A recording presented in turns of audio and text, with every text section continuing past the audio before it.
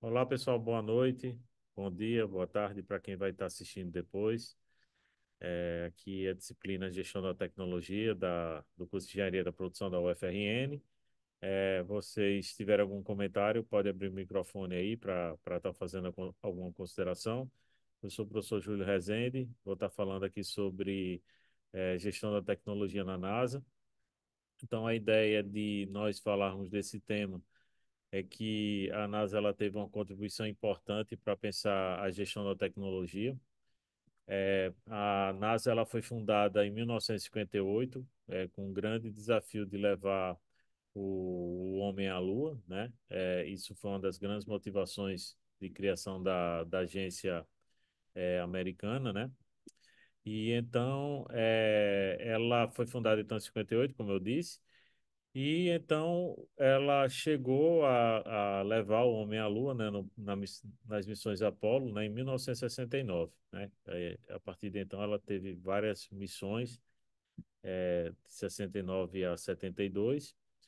E para que esse feito ele pudesse ter sido alcançado, é, teve uma gestão da tecnologia profunda, né?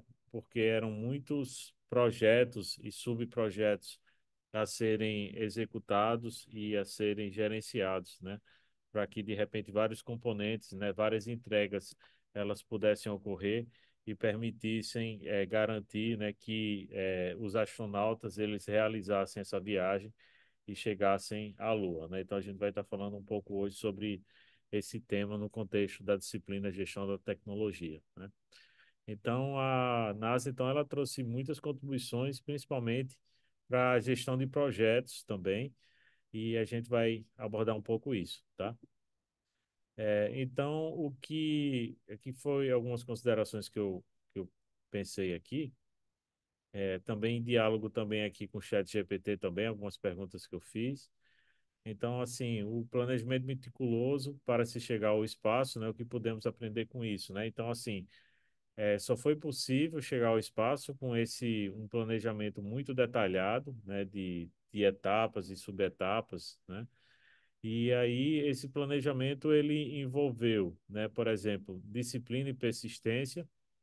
Então, o planejamento para uma missão espacial, ela envolve um nível de detalhamento muito grande, né? Uma disciplina rigorosa, como está colocado aqui, para superar uma série de desafios técnicos, muito estresse que às vezes esses profissionais eles enfrentam, né? Para cumprir às vezes prazos exíguos, né?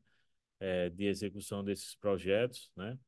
Então, persistência e determinação para alcançar esses objetivos, muito trabalho em equipe e colaboração, né? Então, as missões espaciais elas envolveram equipes multidisciplinares, de cientistas, engenheiros, técnicos. Então, você tinha, por exemplo, costureiras trabalhando nos trajes espaciais dos astronautas e tinha engenheiros de materiais, né?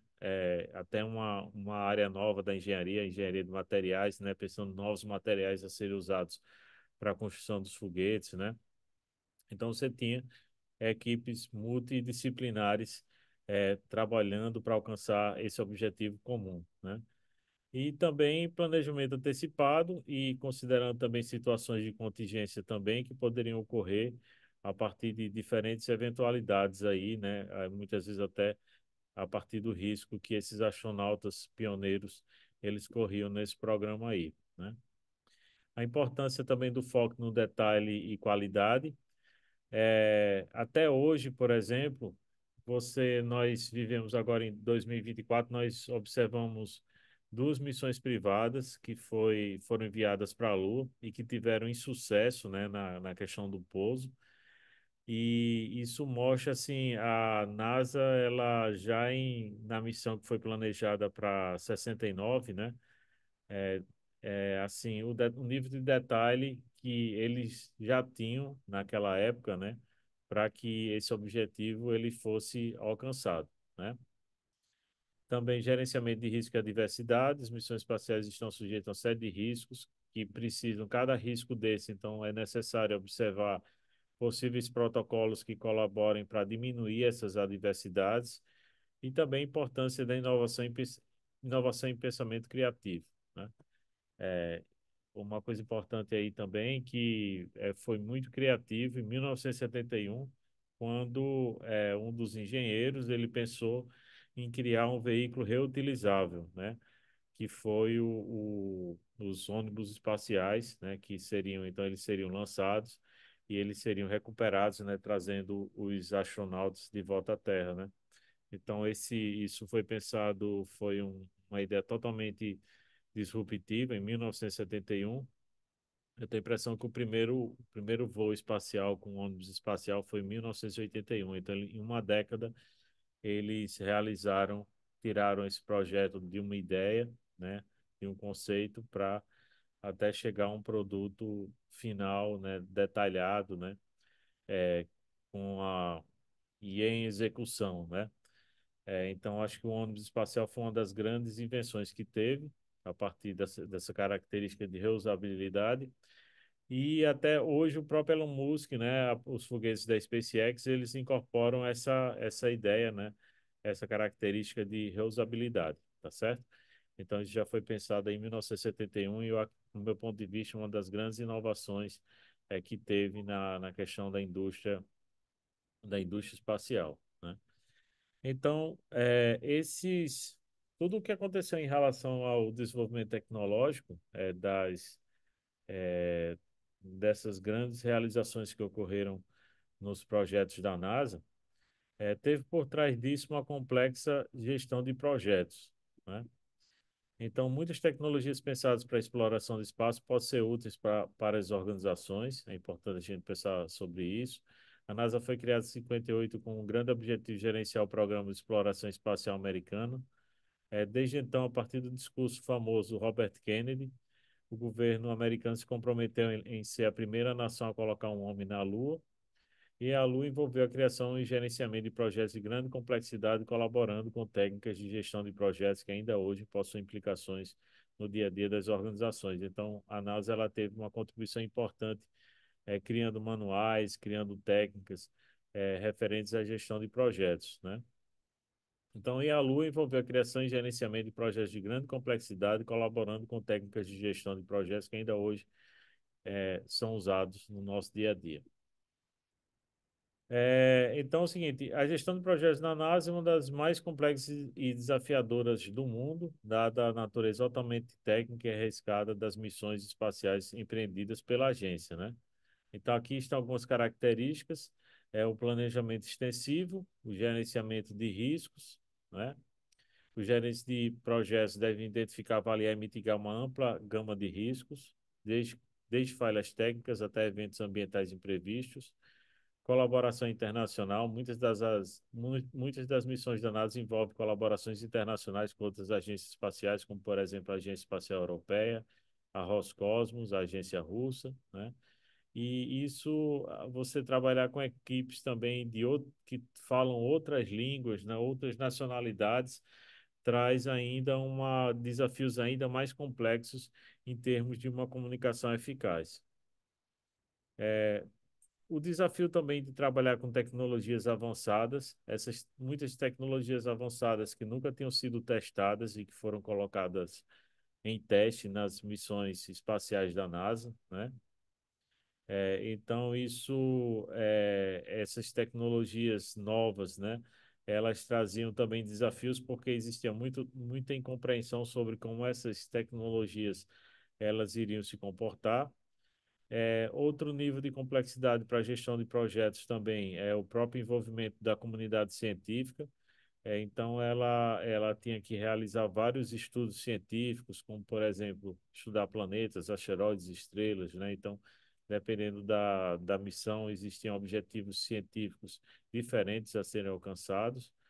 E também o gerenciamento da missão em tempo real. Durante a missão espacial, o gerenciamento de projetos envolve monitorar e responder a eventos em tempo real, muitas vezes com base nos dados transmitidos de milhões de quilômetros de distância, né? Então, tudo isso, então, em resumo, traz uma grande complexidade, né?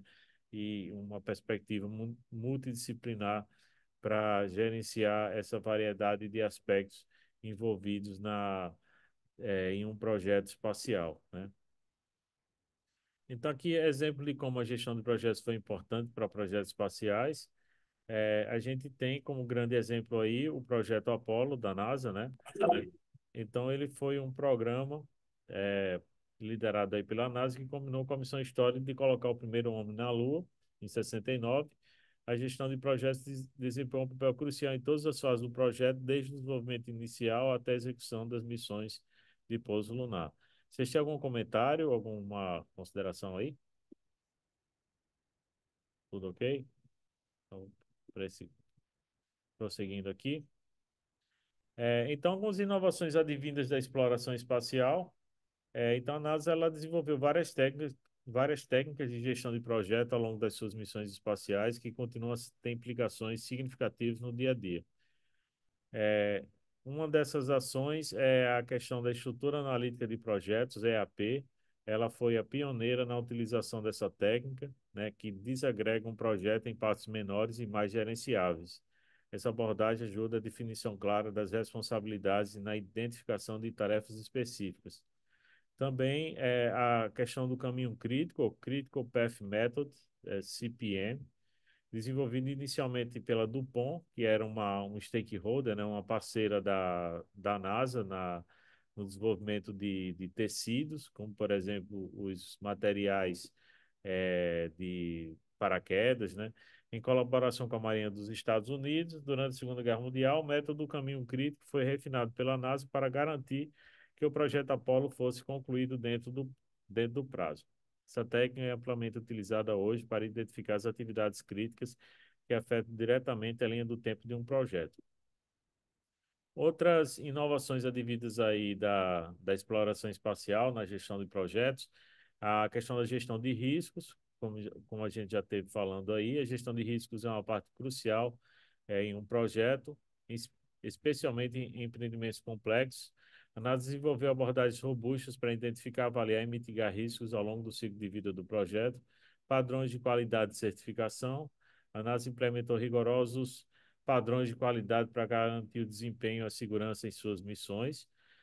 Sobre isso, então, por exemplo, eles não tinham, nessas missões, por exemplo, eles não tinham uma segunda chance em relação às missões que foram desenvolvidas, porque essas missões estavam transportando astronautas e qualquer erro, né, qualquer risco aí levaria à morte dos astronautas, né?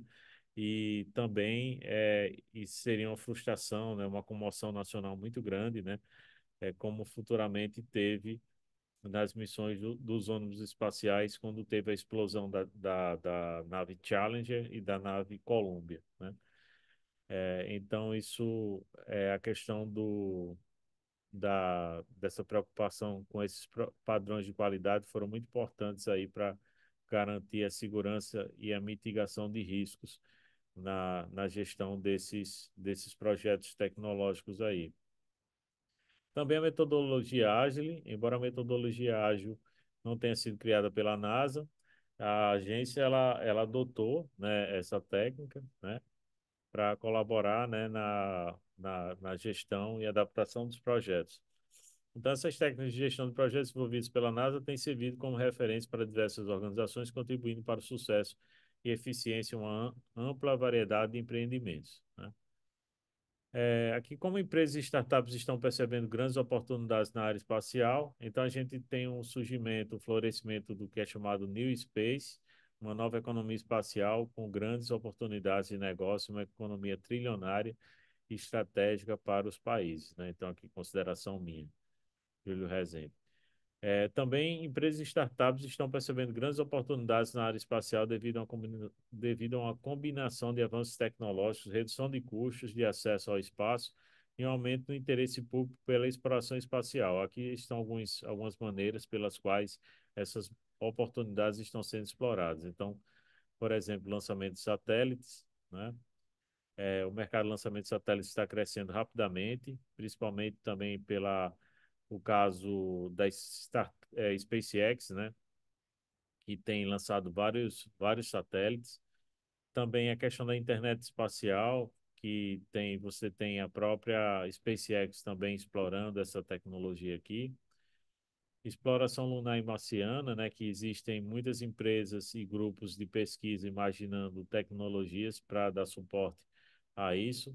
também a mesma coisa o turismo espacial, ou desculpa, a mineração espacial, né, que é necessário pensar várias tecnologias e máquinas que darão suporte a essa atividade de mineração espacial.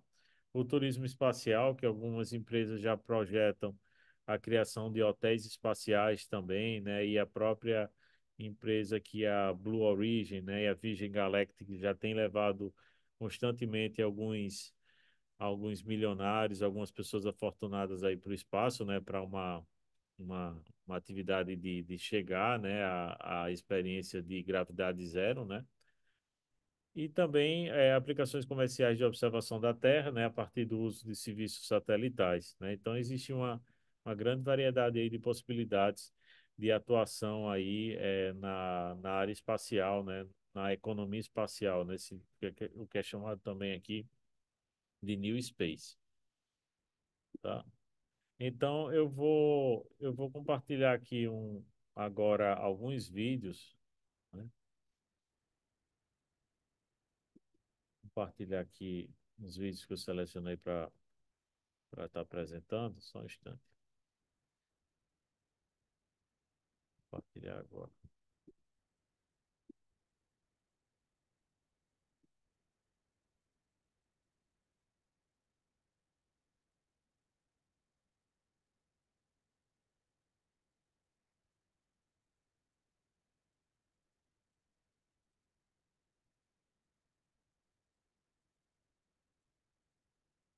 Se vocês não escutarem o áudio, por favor, comentem, tá?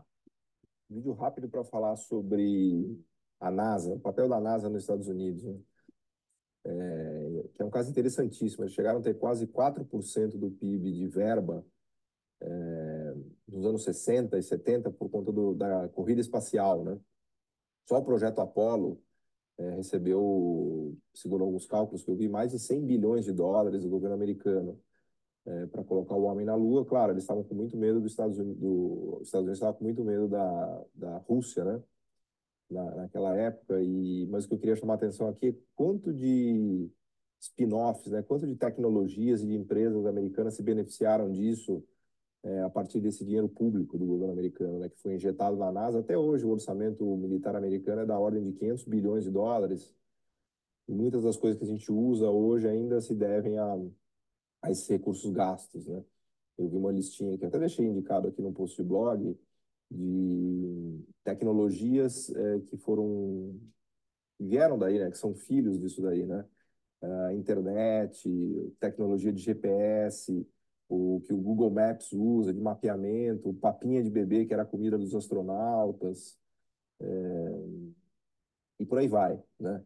Até tá vendo um caso interessante do forno micro-ondas, que foi sem querer desenvolvido pela Raytheon, que é uma empresa militar americana, que deixou na frente de um radar sem querer, diz a lenda, acho que o engenheiro deles esqueceu lá o chocolate derreteu. Aí, sem querer, eles descobriram o micro-ondas, né?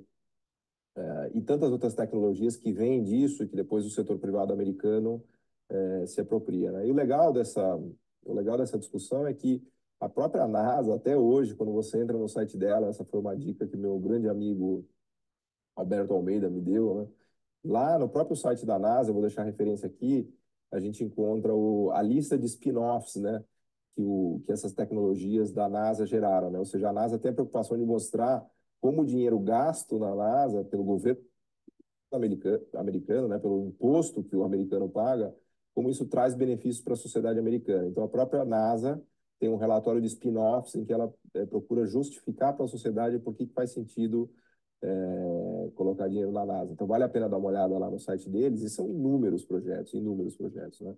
Então, o governo americano sempre usou muito sabiamente isso. Claro que o objetivo principal é militar, mas tem uma consequência muito imediata de guerra tecnológica, né? O domínio tecnológico americano, que agora começa a ser questionado pela China, tem muito a ver com isso, né? A própria indústria aeronáutica americana mostra isso, né? Quando a gente pega toda a Lockheed Martin, a McDonnell Douglas, que foram empresas que sempre viveram de verbas gigantescas, né? Do governo americano, do Departamento de Defesa, a maioria delas foi fundida e foi parar na Boeing, né? Então, a Boeing é uma das empresas que mais recebeu subsídios no mundo, né? Através do orçamento militar americano. Então, Só estou destacando isso para mostrar, porque tem essa ideia no Brasil de que o governo não pode incentivar, não pode dar subsídios, não pode ajudar a inovação tecnológica e tal.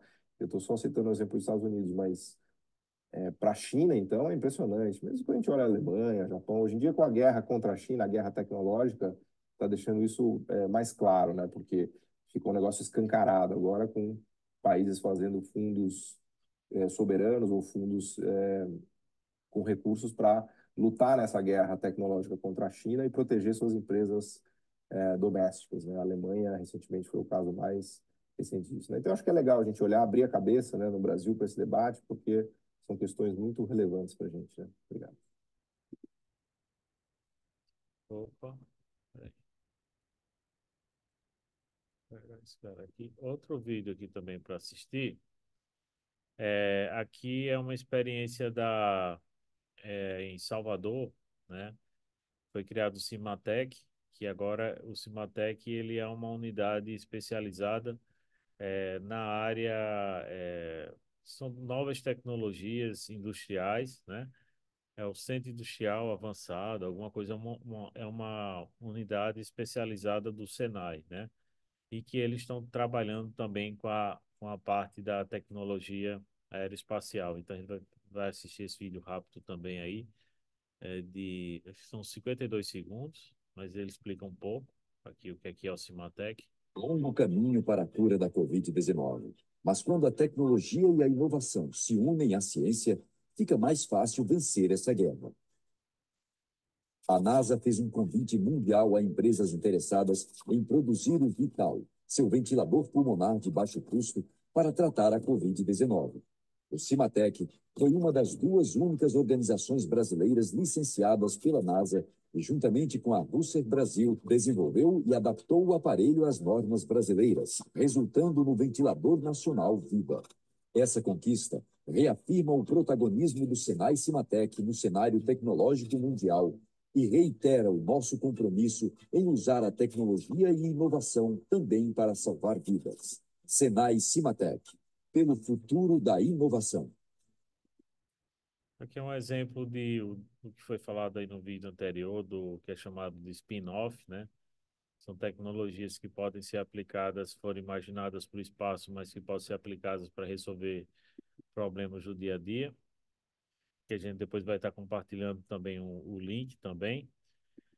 Aqui um vídeo também do Elon Musk aqui comentando essa figura polêmica aí, né? Comentando um pouco sobre é, três áreas que seriam importantes os jovens, né, de 22 anos investirem aí para identificar oportunidades futuras aí. Five problems that you thought were most important for you to work on. If you were 22 today, what would the five problems that you would think about working on be? Well, first of all, I think if somebody is doing something that is useful to the rest of society, I think that's a good thing. Like, it doesn't have to change the world. Like, you know, if you're doing something that has high value to people, and frankly, even if it's something, if it's like just a little game, or, you know, some improvement in photo sharing or something, if it has a small amount of good for a large number of people, that's, I mean, I think that's fine. Like, stuff doesn't need to be changed the world just to be good. But you know, in terms of things that I think are most likely to affect the future of humanity, I think AI is probably the single biggest item in the near term that's likely to affect humanity. So it's very important that we have the advent of AI in a good way. That is something that if you could look into the crystal ball and see the future, you would like that outcome, because it is something that could go wrong, as we've talked about many times, and so we really need to make sure it goes right. That's I think AI, working on AI and making sure it's a great future. That's the most important thing I think right now, the most pressing item. So then obviously anything to do with genetics. If you can actually solve genetic diseases, if you can prevent dementia or Alzheimer's or something like that, with genetic reprogramming, that would be wonderful. So I think this genetics, it might be the sort of second most important item. I think having a high bandwidth interface to the brain, like we're currently bandwidth limited. We have a digital tertiary self in the form of our email capabilities, like computers, phones, applications. We're effectively superhuman, but we are extremely bandwidth constrained in that interface between the cortex and your sort of that tertiary digital form of yourself. And helping solve that bandwidth constraint would be, I think, very important for the future as well. Então aqui não está bem assim, é mais em Não relação a assim, algumas tecnologias de futuro, né, para considerarmos. E por último, aqui um vídeo curto também de 2 minutos aqui do Estadão.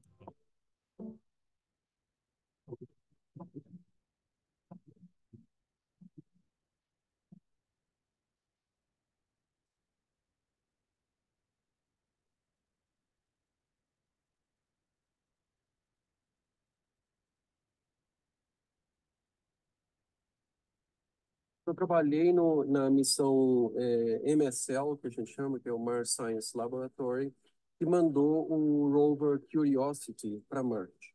O meu envolvimento foi liderar um grupo que construiu os transmissores e receptores do radar que controlou a descida final em Marte. Isso é um radar, né? Então a gente joga um pulso de micro-onda, que é como se fosse um pulso de luz, para o solo e mede o tempo que gasta para isso bater no solo e refletir de volta. Então, medindo esse tempo, a gente sabe a velocidade da luz, então a gente sabe calcular a altura que a gente está.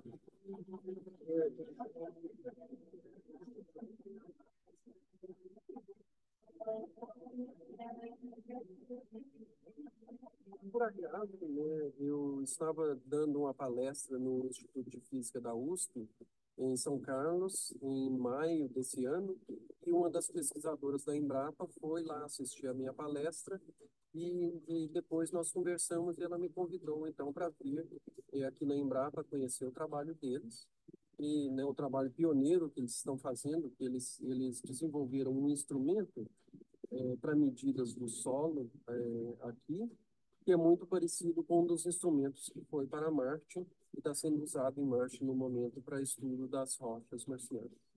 Bom, esse equipamento desenvolvido aqui usa exatamente o mesmo princípio, né, que é usar um pulso de laser. Eles jogam um pulso de laser no solo, esse laser é absorvido e produz um plasma, que a gente chama, que é um gás de altíssima temperatura, que emite luz. Então, a gente capta essa luz e analisa essa luz.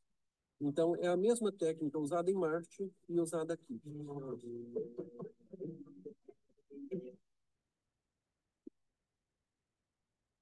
Pronto. Então aí alguns exemplos, né, de possibilidades aí do que é chamado de spin-offs, né, assim, a partir dessas tecnologias que foram criadas pela NASA, né, tecnologias que foram imaginadas para exploração espacial, como é que essas tecnologias elas também estão voltando para aplicações no dia a dia aqui da Terra, né? E então, assim, é interessante a gente observar. E essas aplicações aqui na Terra, então, são chamadas de spin-offs, que seriam, às vezes, aplicações que, às vezes, são até inesperadas, como foi falado aí no caso do primeiro vídeo aí, de como foi desenvolvido o micro-ondas, né? Então, então, muitas dessas tecnologias, elas têm contribuído para criar, né, tecnologias que são usadas no nosso dia a dia, né? Certo? Então, vou encerrar aqui a gravação aqui.